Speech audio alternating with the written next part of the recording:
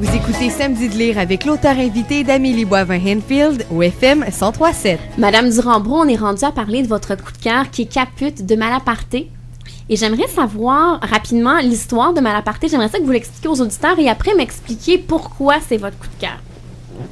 Bon, je vais commencer par vous expliquer pourquoi c'est mon coup de cœur. OK, d'accord, c'est parfait ça. Bon, moi, je me suis toujours intéressée, je l'ai dit tout à l'heure, à la Deuxième Guerre mondiale, probablement parce que je suis née dans cette période-là, et j'ai lu à peu près tout, en tout cas, énormément de livres qui portaient autour de cette période-là, sur la Deuxième Guerre mondiale, qui est un sujet inépuisable, dont on fait encore des films, des livres à profusion.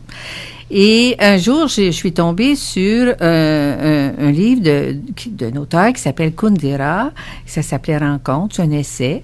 Et puis dans ça, il parlait des livres qu'il aimait et qu'il avait aimés, qu'il avait marqués. Et il parlait de Caput, de Malaparté, en disant que c'était probablement le livre sur la guerre le plus magnifique, le plus percutant, le plus important qui avait été écrit. Curiosité piquée chez moi, je suis allée m'acheter ce livre et je l'ai lu. Et j'ai trouvé que Kundera avait bien raison. C'est l'histoire c'est pas une histoire, en fait. C'est un roman autobiographique qui de Malaparté qui raconte son expérience comme agent de presse durant la Deuxième Guerre mondiale. Bon, il travaillait comme reporter de guerre pour un journal italien. Il était italien, d'origine allemande cependant par son père, mais il était italien, né en Toscane. Et lui a fait l'Ukraine. Il a fait le nord, le nord, la Suède, la Finlande, la Roumanie principalement. Et il a vu là des choses effrayantes, des choses épouvantables, des choses qu'on n'imagine pas qui peuvent arriver. Et il les a décrites et il les décrit dans un langage incroyable. C'est grand ce qu'il raconte, c'est très impressionnant, c'est extrêmement coloré. J'ai l'habitude de dire que c'est comme un film de Fellini. Les madames sont grosses, les couleurs sont violentes, les scènes sont saisissantes. C'est extrêmement impressionnant et d'une poésie incroyable, atroce aussi. Et finalement, on finit par se dire que c'est un livre difficile à lire, mais c'est un livre qui décrit le mieux, à mon sens, la grande détresse, la grande cruauté et l'énorme épreuve que cette guerre-là a été. Je crois que c'est la plus grande guerre qui ait jamais survenue dans l'humanité. Et non seulement les gens sont morts, il y a 50 millions de morts, mais non seulement il y a eu énormément d'êtres humains qui ont souffert de toutes sortes de façons et qui sont morts, mais les animaux aussi, mais les arbres, les rues, les villes, les maisons. Quand on se promène, qu'on va par exemple en Allemagne, moi je suis allée en Allemagne et par exemple à Hambourg, on va à l'hôtel de ville puis on voit une maquette de Hambourg après la guerre, mais c'est un amoncellement de ruines absolument inouï. Ici, c'est jamais arrivé.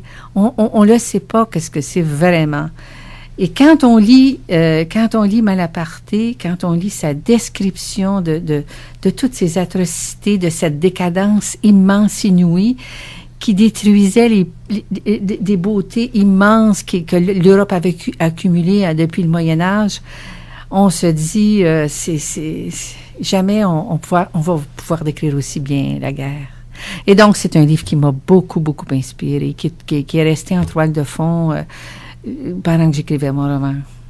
Et moi, ce qui m'a touchée, c'est la préface, quand Malaparté explique comment il a caché ses écritures pendant la guerre, dans la doublure de son manteau. Oui, parce que comme Italien, il ne faut pas oublier que les Italiens, durant la Deuxième Guerre mondiale, c'était les alliés des Allemands. Mm-hmm. Donc, comme Italien, il était du côté des Allemands, comme Italien.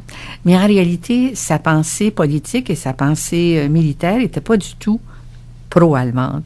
Et les Allemands s'en sont aperçus.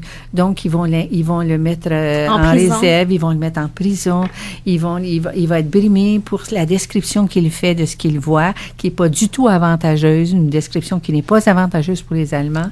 Et il va être obligé tout le long de son écriture, parce qu'il écrit tout le long de ses périples, de cacher un peu partout, dans la couture de sa doublure d'imperméable, dans une grotte. Ces manuscrits à mesure qui s'écrivent pour pas les perdre. Et il va réussir le miracle, finalement, de toutes les rapatrier quand il va se retrouver à Capri. Se retrouver à Capri après les horreurs des villes qu'il avait vécues, du ghetto de Varsovie ou de tout ce que vous voudrez. C'est quand même un contraste incroyable parce que Capri, c'est la douceur même. Mais il s'est retrouvé là, il s'est fait bâtir là une très belle maison d'ailleurs, qui est très célèbre, et il a parachevé son œuvre là. Et ça a donné ça, c'est un livre qui est suivi par un autre livre du même ordre qui s'appelle La peau, et qui est aussi qui est tenu pour un des plus grands romans du 20e siècle. Alors, une lecture difficile, mais si jamais vous avez envie de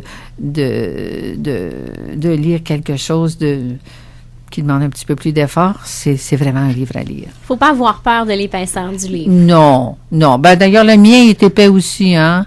Et puis... On rappelle le titre Malaparté, excusez-moi, de Caput, Caput de Malaparté, et le deuxième roman que vous parliez, c'est La peau. La peau. Oui, qui a été publié en 1949, qui est la suite de ça, qui est aussi très, très, très, très intéressant. Mais c'est un magnifique style. C'est très, très beau à lire. Une belle écriture. Oui. Merci, Madame Durand-Brault. On se reparle dans les prochains instants lorsque moi, je vais vous présenter 3 livres que j'ai lus cette semaine. Très bien.